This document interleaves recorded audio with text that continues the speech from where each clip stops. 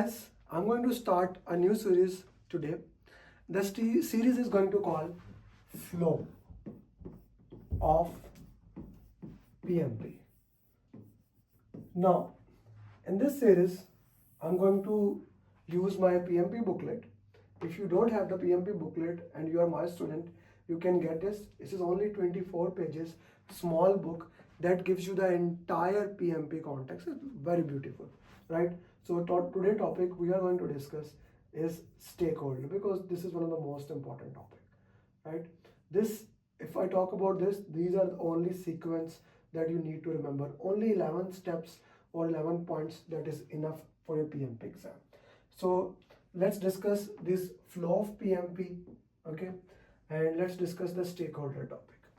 So I will try to make these videos as small as humanly possible so that I know your attention span can be less. I want to make sure you get the key information. Okay, first of all, who stakeholder is? We need to define this thing. Stakeholder, who? The first question is who? Who are the stakeholders? Stakeholders are those person who are affected by the project, or they think they may be affected by the project, like they are actually affected, okay, actually being affected by the project, or they perceive, that is, they think they are being affected by the project. All of them are considered as stakeholders, right? Very important, a very critical thing, who the stakeholders are. Now, one of the job of the project manager is to identify the stakeholder, right? It is to identify these stakeholders, whoever they are. Now, there are various ways you can use, but I like to call it as a sequence. When you start a project, you are starting a project, you already have a project charter. So we will start from there, okay? But the first step in identifying stakeholder, or like not just stakeholder, you are doing anything and you want to start is, you go to the expert. In this case, expert judgment is mostly sponsor. You go have an interview. Interview is one-to-one, okay? Interview is one-to-one. You can collect the confidential information, whatever do you want to know about that stakeholder. You got that information, that's awesome. Now we have the information, we want to work into that. So you use expert judgment. Then I can use focus group. Focus group is used when you have more than one people. I would say 8 to 12 people. I'm gonna use focus group. If there are more people than that, we can use facilitated workshop, okay? Then of course the charter is there, business case is there, business case, benefit management plan, project charter. All these documents are available here. I'm gonna review. This is called as document review, document analysis. Then our old OPS, our policies, what are the organizational policies, organizational procedure, those SOWs, statement of works, and of course our past lesson and register repository that is gonna guide us. Who else can be our stakeholders? We are gonna identify them to this way. Then EF, enterprise environmental factors, very critical for the project management. What are the factors, internal and external, both that are impacting the project? I'm going to identify them. I like to use the acronym of PESTLE, PESTLE. Who are the political stakeholder? Who are the economical stakeholder? Who are the environmental stakeholder? Political, economical, social, right? Social, technological, legal, environmental, right? The first E can be economical, the next E can be environmental. The purpose is the organizations, the governments, the legal, the laws, all those things that can impact the project, we have identified them. Now, once the stakeholders have been identified, your process of identification of stakeholder is done. Now, I'm going to document them into stakeholder register.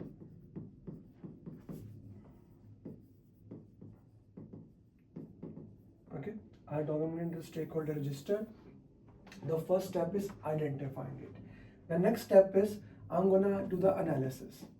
Analysis consists of two parts. Okay, analysis consists of two parts. The first part is categorizing these stakeholders. Categorizing means them who are the internal stakeholder and external stakeholder. That is the first category. Then the next one, who are the stakeholders whom I am going to respond, whom I am going to report. Who are the stakeholders who are downwards, then sideways stakeholders. This is categorization. Second part of the analysis, more important part, is prioritization. Now, you can have like 10,000 stakeholders. Not all stakeholders are equally important. I don't know. Like I remember I worked in a hydropower project. We have maybe millions of stakeholders. I don't know.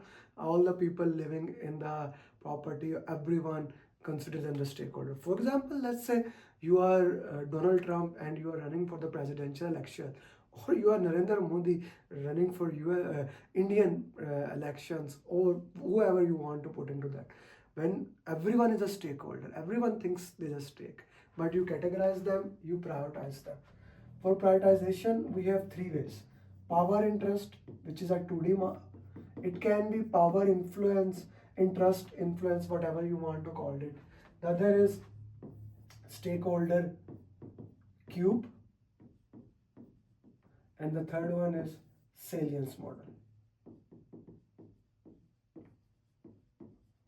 Salience model. All these both are 3D, right? This is the 2D model. And this is the most used that we use actually, the 2D one. What is power interest graph? That's very important. Actually, kind of, I would recommend here that you, when I'm gonna make it, you make it yourself also. Power interest graph, you can get a question in the exam, like put plot on power interest graph. It is very important what I'm trying to say. Okay. Who are the people who have high power and high interest? Who are the people having low power, low interest? Okay. Here, low power, highly interested. High power, low interest. So who are the people? Put in the chat box when you are watching it. Who are the people who have high power, high interest?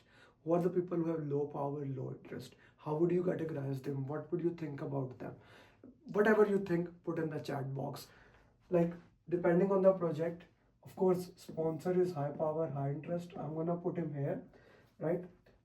Product owner, team, I'm gonna put it here. Now, CEO can be there or there, depends on the project, but mostly government come here. High power, low interest, okay?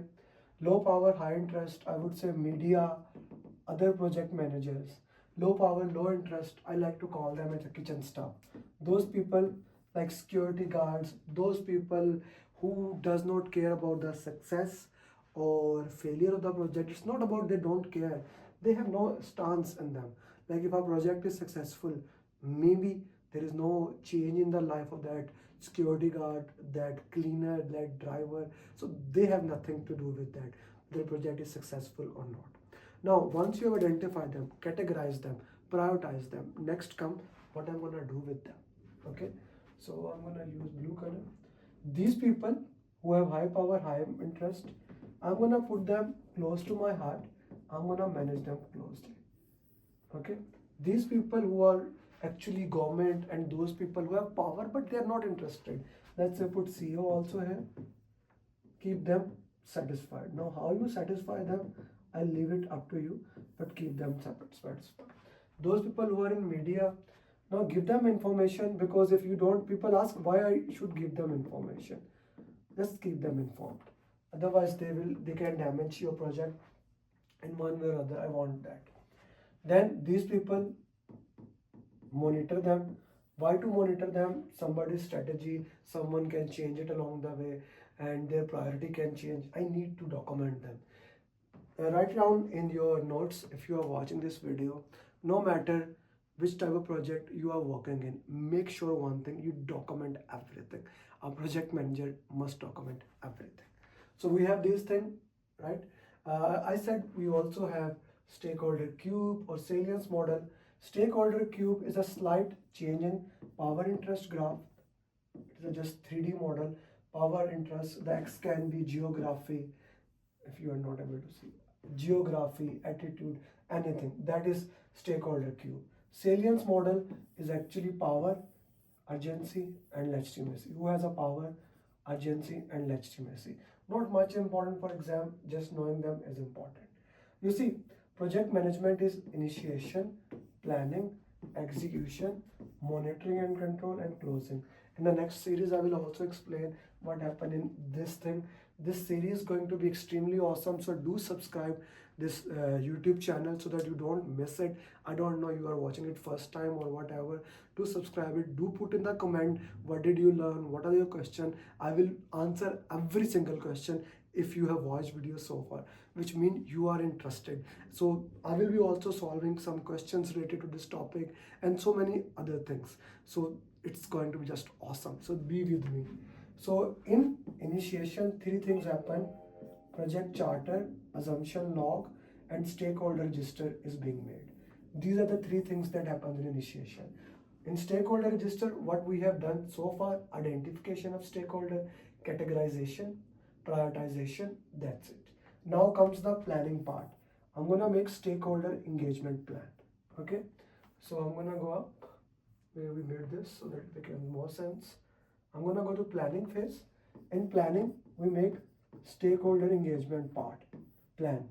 Stakeholder engagement plan purpose is to give us the strategies to engage stakeholder. You don't manage stakeholder, you engage them. Okay, so how do we know what strategies are required, what is needed? We make a matrix in the stakeholder engagement plan.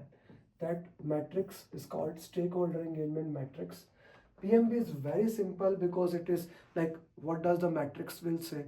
What will the name of the matrix? Stakeholder engagement matrix. Straightforward. Okay. So if we put into that, let's see where do we have this. Okay.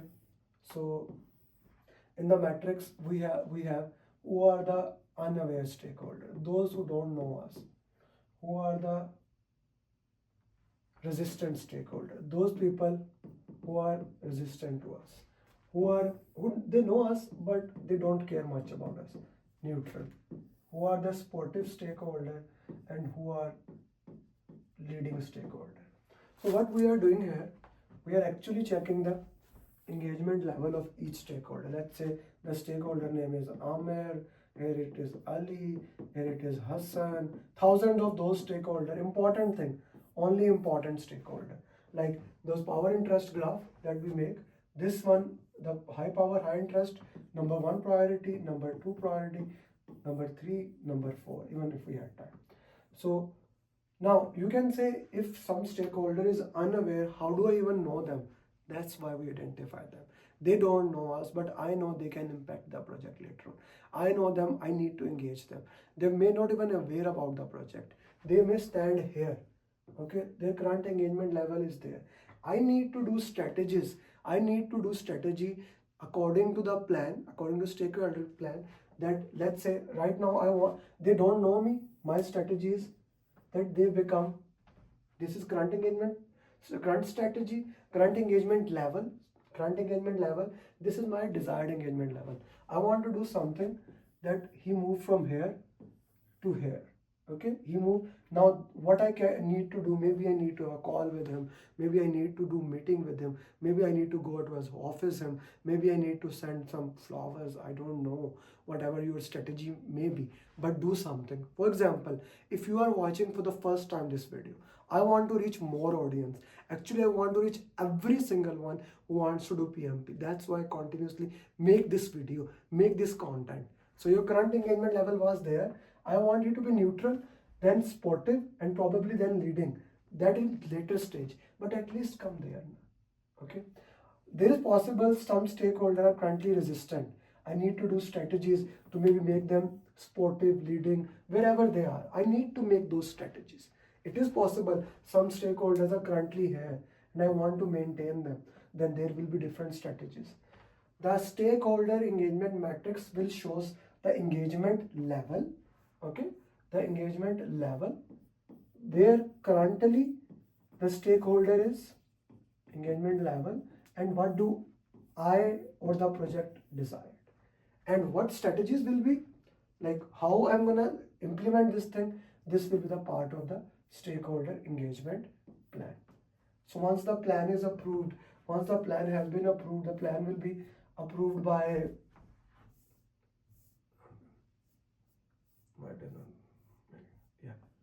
so where was initiation? Yeah. Once the plan is made, plan is approved, the plan has been approved, okay, the sponsor will approve the plan. Now, once the sponsor has approved the plan, in execution we don't think about it. The plan is approved, you implement the plan. Okay, we implement the plan. Now, in monitoring and control, I will check my plan is working or not. Check plan is working or not. Or if you need to improve the plan, I want to check my plan is working or not. If the plan is not working, I will raise a change request. Once the change request is approved, who will approve it?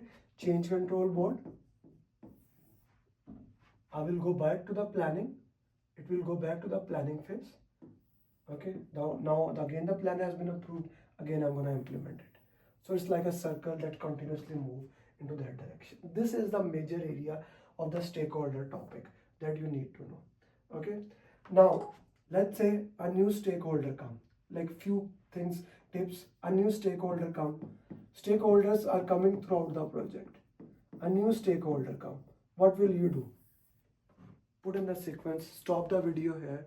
This is not a live. I recorded it right now and putting it on YouTube. So stop the video here. Put in the chat box. A new stakeholder has been in the project. Has entered the project. What will you do? The sequence is this. First, you put in the stakeholder register. Then you categorize him, then you prioritize him. Now you have prioritized him. Now if you need a new strategy to manage him, you will raise a change request. A change request will be raised, and if approved, then the stakeholder engagement plan is updated.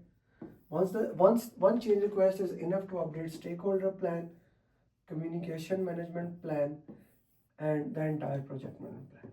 Once all plans are updated, and let's say there's a question that says all the plans have been updated, what will you do now? You will update the assumption log. Okay. Another important thing, if a question says there's a resistant stakeholder, where would you put him? Where would you put the resistant stakeholder?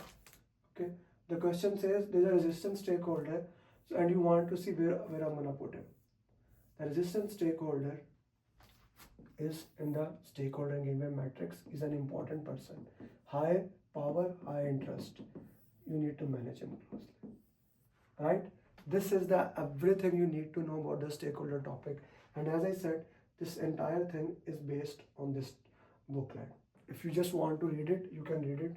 You identify the stakeholder, you put him in the stakeholder register, analyze them, prioritize him. Stakeholder register is updated, initiation is completed, make a plan. Use a matrix. Once it is approved, start implementing it. Make sure that the plan is right. If not, update the change request.